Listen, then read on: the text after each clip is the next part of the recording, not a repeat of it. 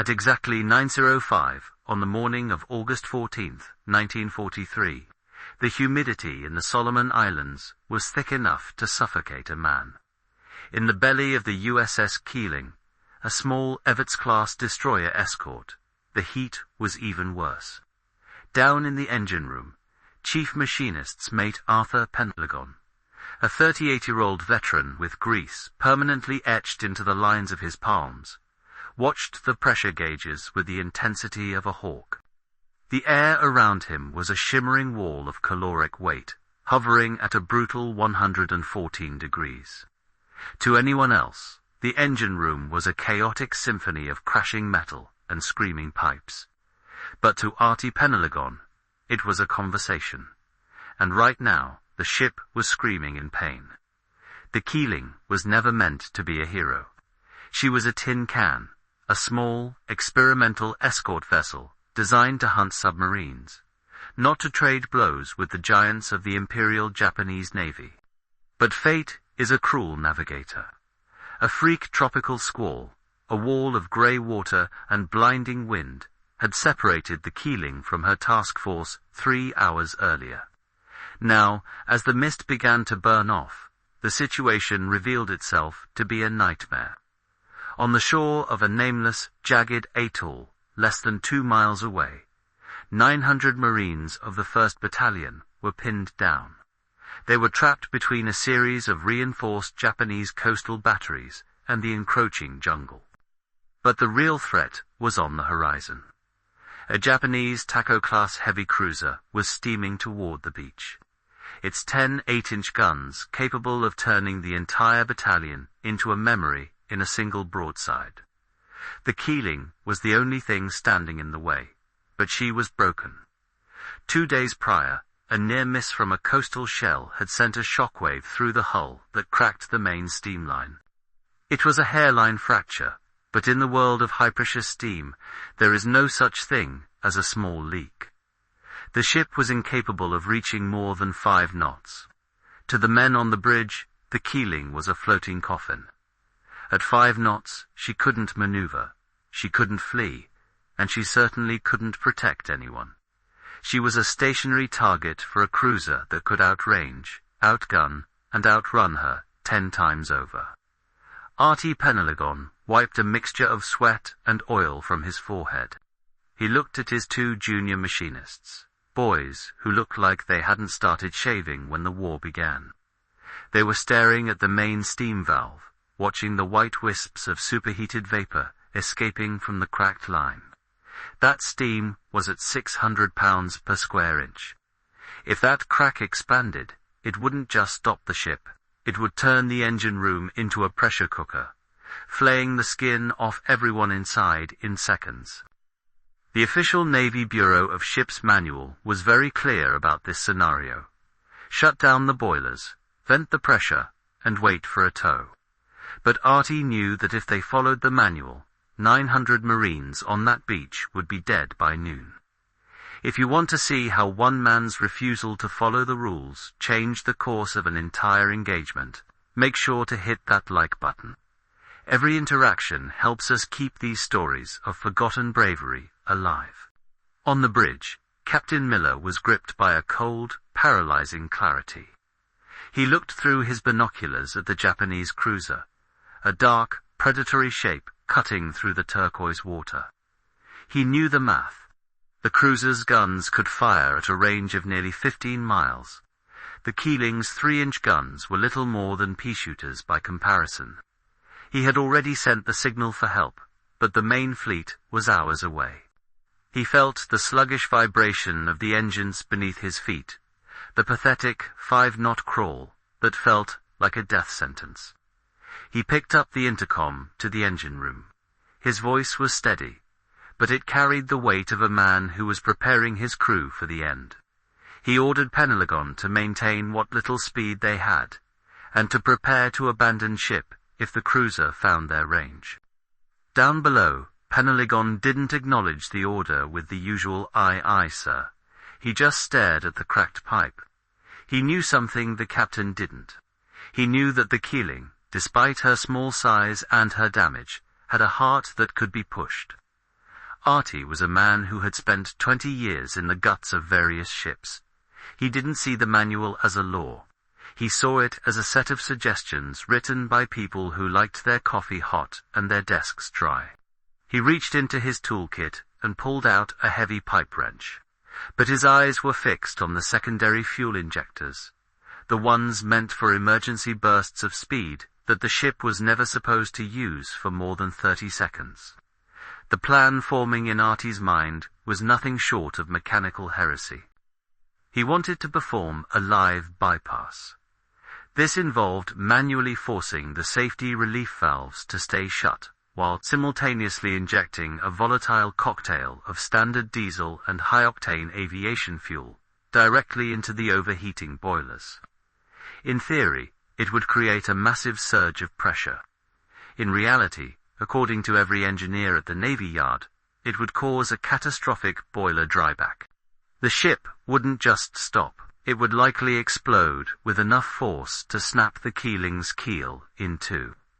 He called his two assistants over. His voice was a low growl over the roar of the machinery. He told them to get the diesel drums ready and to find every scrap of heavy wire they could. He was going to lash the safety valves down. The boys looked at him with pure terror. They knew the risks. They knew that the red line on the pressure gauge existed for a reason. But Artie pointed upward, toward the ceiling. Toward the world above, where 900 men were currently screaming for air support that wasn't coming. He told them that the laws of physics were about to become optional.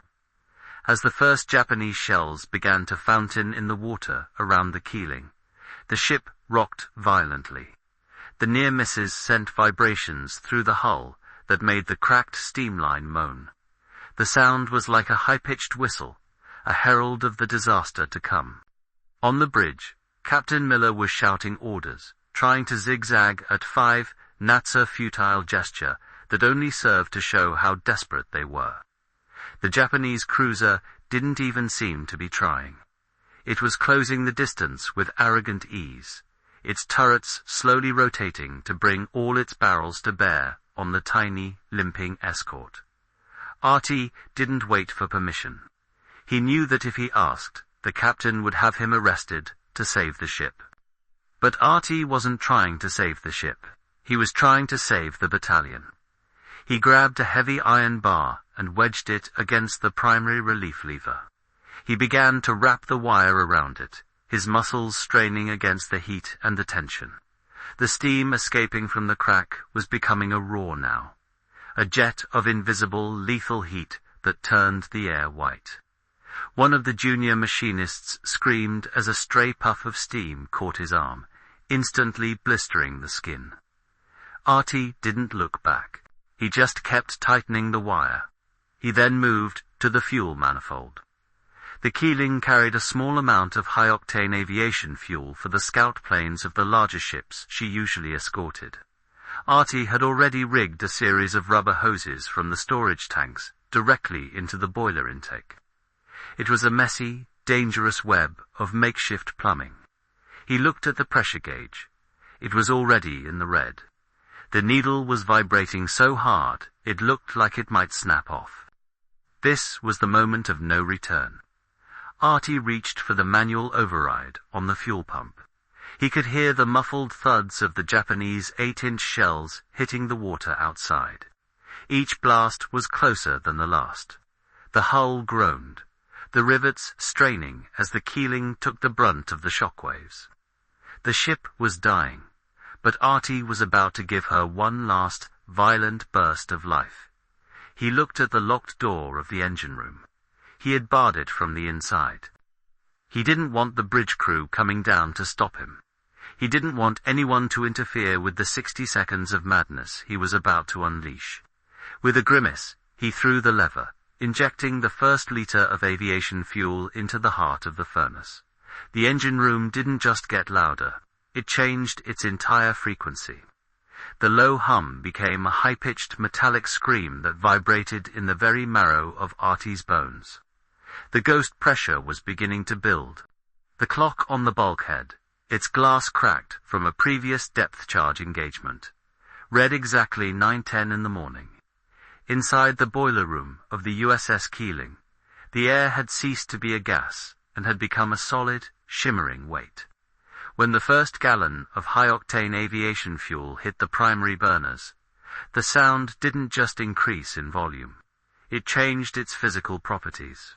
It went from the rhythmic thrum of a marine engine to a predatory, high-pitched howl that seemed to vibrate the very fillings in Arthur Penhaligon's teeth. The junior machinists, Miller and Kowalski, were backed against the soot-stained bulkheads, their eyes wide with a primal fear. They were watching the main steam drum, a massive steel cylinder that was now beginning to glow a dull, bruised cherry red. The immediate obstacle was the hairline fracture in the main steam line. Under normal operating conditions, the line held 600 pounds per square inch of pressure. Now, as the aviation fuel supercharged the combustion chambers, the needle on the pressure gauge swept past 700, then 750, and finally buried itself against the pin at 800. The crack was no longer a whistle. It was a jagged, screaming mouth of invisible death. Superheated steam, at these pressures, is invisible to the naked eye. It only becomes visible as white vapor once it cools. Artie knew that a jet of invisible steam at 800 psi could cut a man in half as cleanly as a guillotine. To combat this, he did something that would have seen him stripped of his rank in any other circumstance. He took his own heavy leather welder's jacket, soaked it in a bucket of stagnant bilge water, and draped it over the fracture, securing it with several turns of heavy-duty baling wire. The jacket began to sizzle and smoke instantly, the smell of burning leather competing with the sharp chemical tang of the aviation fuel. Up on the bridge, the sensation was as if the ship had been kicked by a giant. Captain Miller felt the deck plates beneath his boots begin to hum with a frequency he had never experienced in 20 years of service. He looked at the pedometer log the ship's speedometer. The needle was crawling upward. 10 knots, 12 knots, 15. For an Everts-class destroyer escort with a cracked steam line, 15 knots was a miracle. But the Japanese cruiser was now less than 7 miles away, and its first ranging shots were falling terrifyingly close. A massive geyser of water erupted just 50 yards off the Keeling's port bow, drenching the forward gun crews. The captain picked up the sound-powered phone, screaming into the mouthpiece for the engine room to report. All he got back was the sound of a hurricaneer, roaring, metallic shrieking that drowned out any human voice. Arthur Penhaligon was no longer a man. He was a component of the machine. His lungs burned with every breath, the air so hot it felt like swallowing needles. He was operating on a level of intuitive engineering that defied the manuals he had spent a lifetime studying. He knew that the refractory bricks lining the inside of the boilers, the bricks meant to protect the steel casing from the fire, were likely melting. At these temperatures, the silica in the bricks would turn to molten glass, a process known as slagging. If that slag clogged the burners, the pressure would back up and the entire boiler would detonate like a 10,000-pound bomb. Yet, he pushed the fuel lever further. He was feeding the beast everything it wanted, and more. In his mind, Artie wasn't thinking about the court-martial he would surely face if they survived. He wasn't thinking about the Bureau of Ships or the safety regulations he was shattering. He was thinking about a kid he'd seen on the pier back in Pearl Harbor, Marine, probably 19 years old, carrying a heavy bar and a photo of a girl from Indiana tucked into his helmet liner. That kid was on that beach right now. 900 of those kids were watching the horizon, waiting for the Japanese 8-inch shells to start erasing them from existence. Artie looked at Miller, the young machinist. The boy's arm was a mass of red, angry blisters where the steam had touched him. But he was still standing his post, gripping a bypass valve with white-knuckled intensity. Artie realized then that they weren't just sailors anymore. They were the thin, vibrating line between a massacre and a miracle, The turning point came at 9:14. The Japanese cruiser, the ChÅkai, had finally found the range. A full 4-gun broadside roared from its forward turrets. The shells, weighing over 200 pounds each, whistled through the air with the sound of a freight train. They hit the water in a perfect pattern around the Keeling. The shockwave was so intense it actually lifted the stern of the small ship out of the water. In the engine room, the lights flickered and died, leaving the men in a hellish landscape illuminated only by the red glow of the overheating boilers and the blue sparks of shorting electrical panels. But as the ship settled back into the water, something impossible happened. The Keeling didn't slow down. She surged. The combination of the aviation fuel and the blocked relief valves had reached a critical state of synergy. The ship's propellers, designed for a maximum of 21 knots, were now spinning at a rate that caused massive cavitation bubbles of vacuum forming on the blade surfaces. Usually, this would destroy the screws, but the sheer volume of steam being produced was forcing the engines to rotate with a violence that transcended mechanical limits. The pedometer log on the bridge didn't just hit 20 knots, it swept past 30. Captain Miller watched in disbelief as the small, boxy escort vessel began to plane like a racing boat. The bow rose high out of the water, throwing a massive white spray that arched over the bridge. But it wasn't just the speed that was changing the battlefield. Because the boilers were burning a volatile mix of fuels at temperatures they were never designed for. The exhaust coming out of the Keeling's funnel was no longer the usual thin haze of grey smoke. It was a gargantuan, unnatural plume of jet-black soot mixed with ribbons of superheated, shimmering white steam. This plume didn't dissipate. It expanded, rolling out behind the ship in a thick, oily curtain that stood 500 feet high. This was the birth of the thermal ghost. In 1943, Japanese radar was still in its relative infancy. The sets were sensitive to large, dense masses of ionized air and moisture.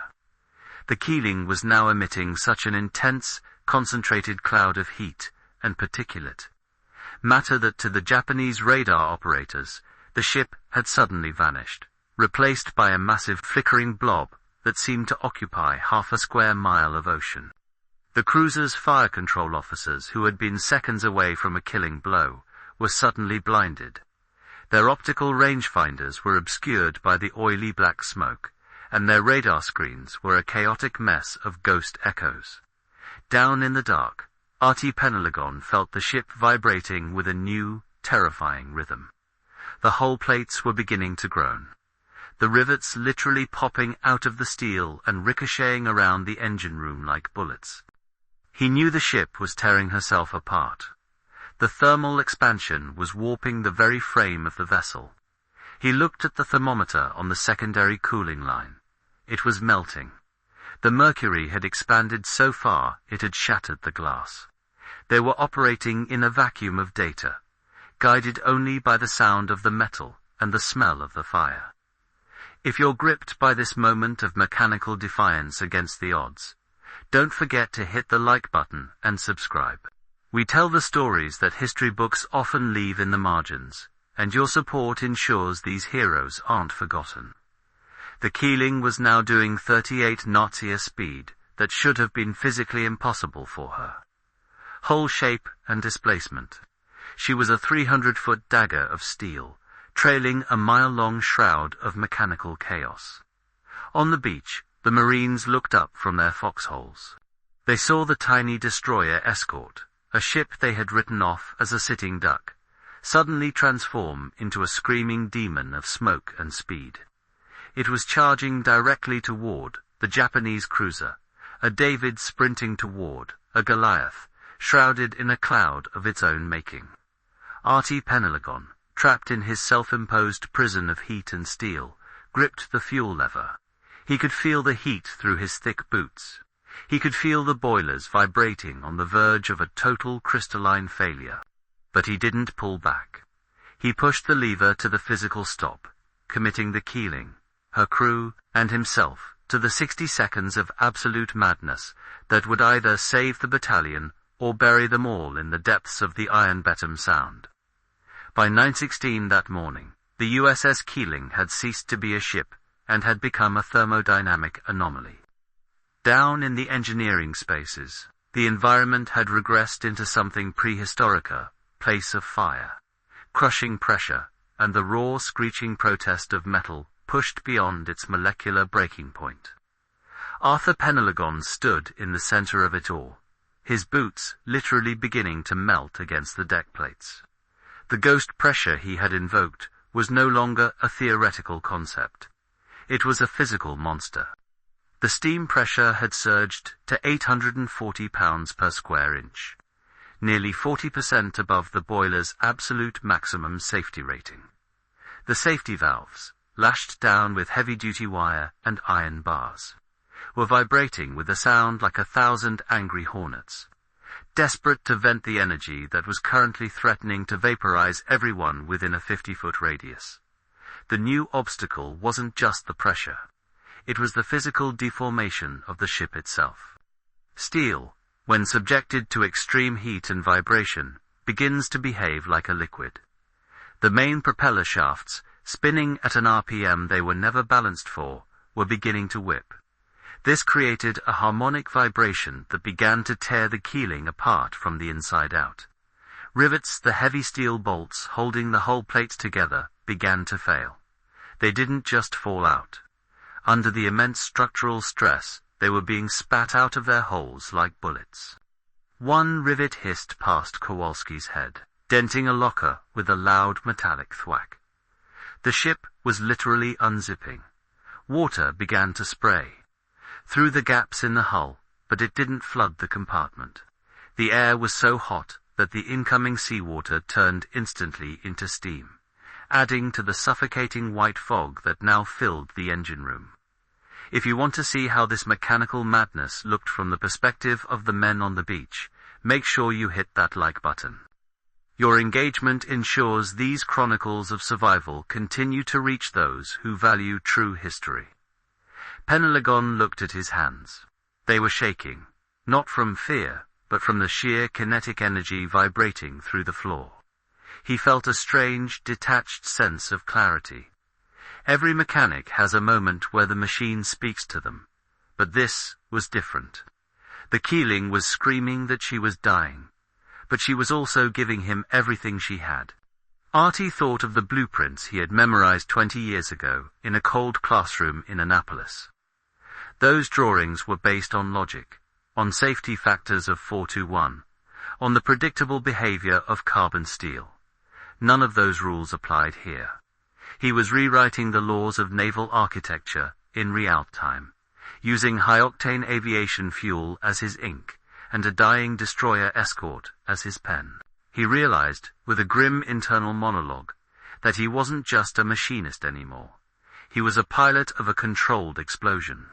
He found himself whispering a silent apology to the ship. "Just 60 more seconds, grr," he muttered through cracked, salt-stained lips. "Just give me one more minute for those boys on the sand." The emotional weight of the moment began to press down harder than the steam. He looked at Miller and Kowalski. They were barely 20. If the boiler blew, they wouldn't even feel it. They would be disintegrated in a microsecond. Artie felt the crushing guilt of a man who had led children into a furnace. He had barricaded the door, taking away their choice. But then he looked through the small, thick glass porthole toward the distant shoreline. Through the oily haze, he could see the landing crafter Higgins boats bobbing in the surf. They were filled with Marines, targets for the Japanese cruiser's secondary batteries. If the Keeling didn't draw that fire, those boats would become floating pyres. The choice wasn't between life and death for his crew. It was between a meaningful sacrifice and a meaningless slaughter. On the bridge of the Japanese heavy cruiser ChÅkai, the atmosphere had shifted from calculated aggression to utter confusion. Captain Makawa, a veteran of the Savo Island engagement, stared through his high-powered binoculars at the horizon. The American destroyer escort, which had been a crippled 5-knot target moments ago, had vanished into a wall of black and white chaos. The ChÅkai S-type 22 radar, usually reliable in these waters, was showing a massive, shimmering bloom. It looked as if a volcano had erupted from the seabed. The radar operators were frantically recalibrating, shouting that the Phantom ship was moving at a speed their equipment refused to register. "It is a fire ship," one officer suggested, his voice tight with unease. "They have set their own vessel ablaze to create a screen." But it was more than a screen. The superheated exhaust from the Keeling was creating a localized weather system. The massive plume of soot and steam was highly ionized, creating a thermal ghost that reflected radar waves in every direction. The ChÅkai S-gunners, unable to get a clear optical or radar lock, began to fire blindly into the smoke. But the Keeling wasn't where she was supposed to be. At 40 knots, she was covering 1,000 yards every 45 seconds. The Japanese shells, timed for a ship moving at a fraction of that speed, were falling hundreds of yards behind the Keeling's actual position. The turning point occurred at exactly 19. A Japanese 8-inch shell, fired with a desperate, unguided trajectory, skipped across the water and exploded directly in the center of the Keeling's massive smoke plume. The blast didn't hit the ship, but the concussion wave did something unexpected. It momentarily blew a hole in the thermal ghost, revealing the Keeling for a split second. But the ship the Japanese saw wasn't a destroyer escort.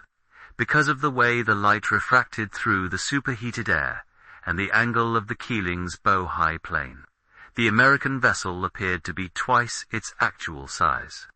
To the terrified Japanese lookouts, it looked like a massive, black-winged demon charging out of the mist at a suicidal speed. In that same moment, Captain Miller, on the bridge of the Keeling, realized the Japanese were pivoting. The ChÅkai, spooked by the unnatural speed and the radar interference, was beginning to turn away from the beach to bring its full broadside to bear on the approaching Phantom. This was the opening the Marines needed. With the cruiser's primary guns focused on the Keeling, the coastal batteries on the atoll also shifted their aim, confused by the sudden change in the tactical landscape. The Higgins boats on the beach saw their chance. The order was given: evacuate, now. 900 men, who moments ago were bracing for certain death, began to scramble into the boats. The Keeling had bought them a window of time, a 60-second miracle carved out of steel and high-octane fuel. But the price was being paid in full, down in the engine room. The turning point for Arthur Penhaligon came when the main feed water pump shattered. Without water being pumped into the boilers to be turned into steam, the dryback scenario was no longer a threat. It was happening. The temperature in the fireboxes began to skyrocket toward 1,500 degrees. The steel walls of the boilers began to sag, melting like wax. Artie knew that within seconds the pressure would drop, the engines would seize, and the Keeling would become a stationary target once more, this time with no way to defend herself, and a crew trapped in a melting hull. He looked at the manual fuel override one last time. He had one trick left, a maneuver so dangerous it wasn't even mentioned in the forbidden sections of the engineering texts. He grabbed a canister of liquid coolant methyl chloride used for the refrigeration units and prepared to dump it directly into the air intake. It would either provide a final cooling burst of oxygen-rich gas to give them one last surge, or it would act as a catalyst for a massive backfire that would turn the engine room into a grenade. Artie looked at Miller and Kowalski. He didn't say a word. He just pointed toward the emergency ladder. They didn't move. They stayed at their posts, their faces slick with sweat and oil, eyes fixed on their chief. In that moment, the hierarchy of the Navy evaporated, replaced by a brotherhood of the doomed. They weren't following orders anymore. They were following the man who had turned a broken ship into a legend. Artie took a deep breath of the searing air, gripped the coolant canister and prepared to trigger the final act of the ghost pressure incident.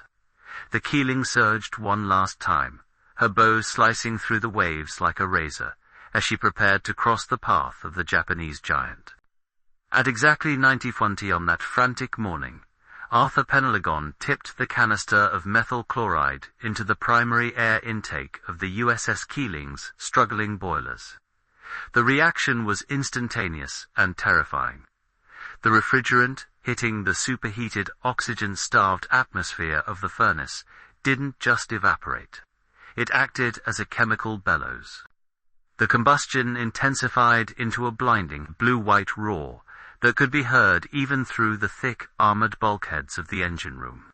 For a brief, impossible moment, the thermodynamics of the ship defied the laws of the Navy's Bureau of Ships. The pressure needle, already buried against the stop at 850 psi, vibrated so violently that the glass face of the gauge finally shattered, showering Artie's boots in crystalline shards. The Keeling didn't just move, she leaped. On the bridge, Captain Miller was nearly thrown off his feet as the ship surged forward.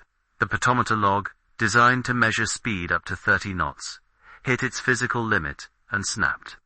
Based on later calculations by the navigator, the Keeling was moving at 41 knots a speed that should have been hydrodynamically impossible for a vessel of her displacement and hull shape. She was literally planing her flat-bottomed stern, lifting out of the water, her twin screws churning the Pacific into a white, frothing frenzy. But the most dramatic effect was the exhaust. The chemical cocktail Penhaligon had introduced caused the funnel to vomit a massive 3-mile-long curtain of iridescent, ionized smoke. This was the peak of the thermal ghost.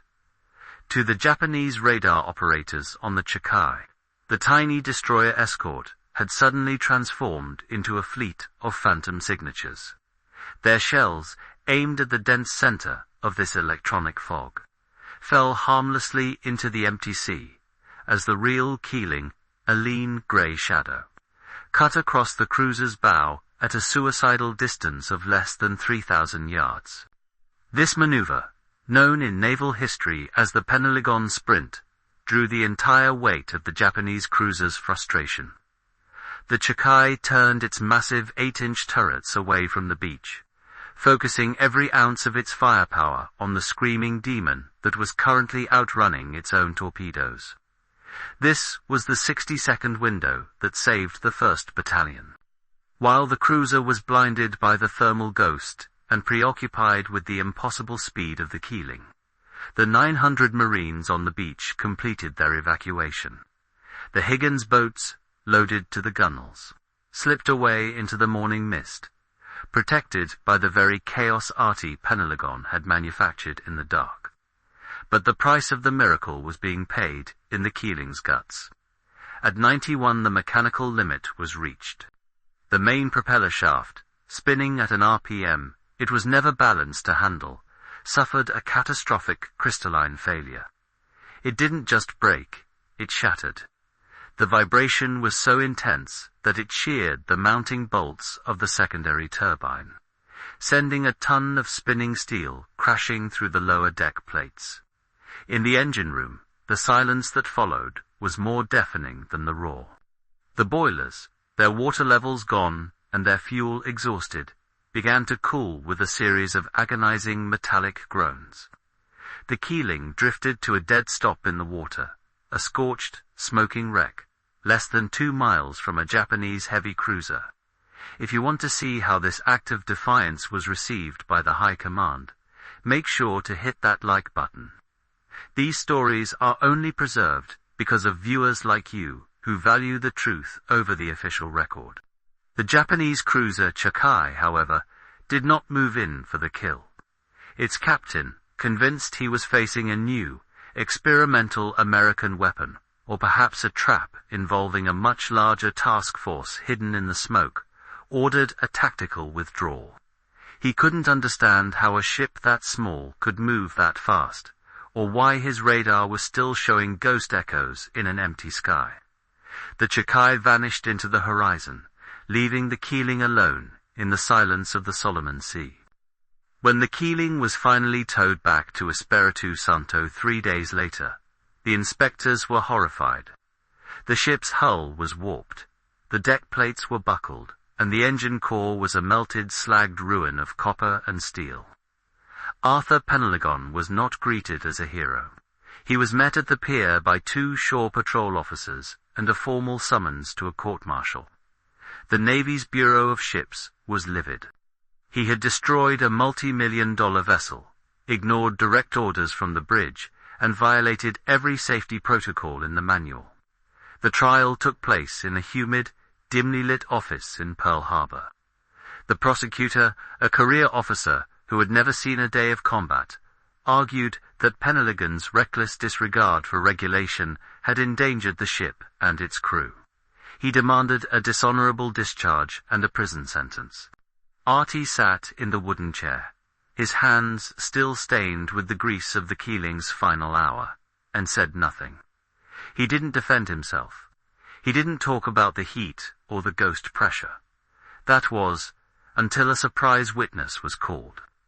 Colonel Robert Henderson of the 1st Marine Battalion walked into the room. He didn't look at the judges. He looked directly at Artie. He placed a folder on the table containing the after-action reports from 900 men.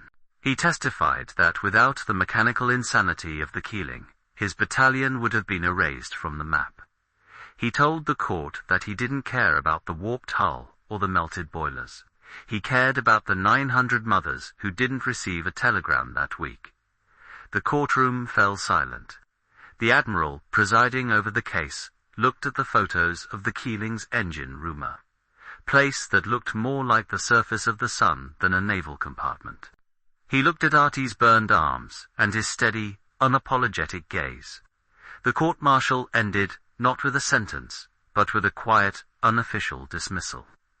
The Navy couldn't give Artie a Medal of Honor because doing so would admit that their manuals were wrong and that a lowly machinist had hacked their physics. Instead, they gave him an honorable discharge and lost the records of the incident. The Keeling was sold for scrap, her warped plates melted down and recycled, her name erased from the active registers. Arthur Penhaligon returned to civilian life in 1946. He spent the rest of his years working in a small tractor repair shop in rural Pennsylvania. He never talked about the war. He never mentioned the 60 seconds where he made a destroyer escort fly. But every year, on August 14th, he would receive a single crate of expensive bourbon at his doorstep. There was never a name on the card only, a number 900. It wasn't until 1984, when a retired naval historian found a set of misfiled engineering logs, that the true story of the ghost pressure incident began to leak out. The logs showed that for a period of exactly 62 seconds, the USS Keeling had operated at a thermal efficiency that was theoretically impossible. The historian concluded that Penhaligon hadn't just pushed the ship. He had discovered a way to use the very failure of the machinery as a secondary power source, a feat of battlefield engineering that has never been replicated. Today, there is no monument to Arthur Penhaligon. There is no ship named after him. But in the engineering schools of the Navy, his story is still told in hushed tones, not as a lesson in regulation, but as a lesson in what happens when the human spirit refuses to be governed by a red line on a gauge. It's a reminder that in the heat of battle, innovation doesn't come from a laboratory or a boardroom. It comes from the grease-stained hands of a man who knows that sometimes you have to break the machine to save the men.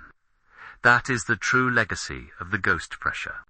It's the realization that rules are built for the safety of the equipment, but courage is built for the survival of the soul. If this story of Arthur Penhaligon and the USS Keeling moved you, please hit that like button. Subscribe to the channel to ensure these forbidden histories continue to be told.